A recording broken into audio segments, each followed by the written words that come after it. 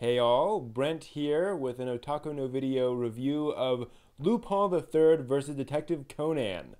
That's right, this is a 1.5 hour made-for-TV movie where Lupin and crew happen to get involved in a case with Detective Conan and crew. It came out in Japan a couple of weeks ago actually, very recent. And yes, it should be awesome, and it kind of is, but kind of isn't. Um, well, I'll get into it. You don't need to know who Lupin or Conan are. You certainly don't need to know anything detailed about them. I've watched a fair amount of Lupin and a little bit of Conan. Although obviously the more you know will help. There's just only so much they can cram into a movie. First off, I mean, like, the animation is very middle of the road. It's a made-for-TV movie. Now, there are some very, very well animated action sequences sprinkled throughout. I mean, no complaints in terms of, wow, that looks great. But generally, it is standard TV movie animation. A lot of characters standing around and talking. And the direction is similarly kind of middle of the road. I mean, there are a number of thoughtfully angled shots, but generally it's just clear and clean and fine.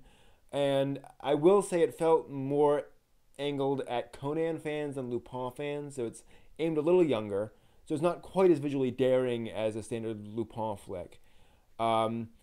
But the weird thing is, like, these characters just don't look like they belong together. I mean, they just weren't designed together, and it's a different aesthetic for both of them. So it is really weird seeing them standing side by side and talking to each other, and yet in the same frame having several characters from each. It's odd.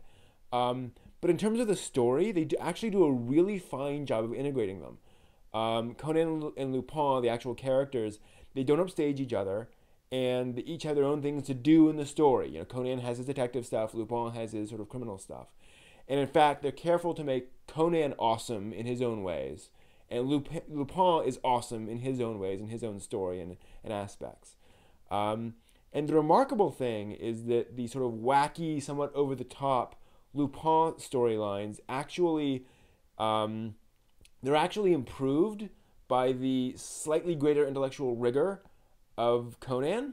You know, it actually sort of brings it back down to earth in a way.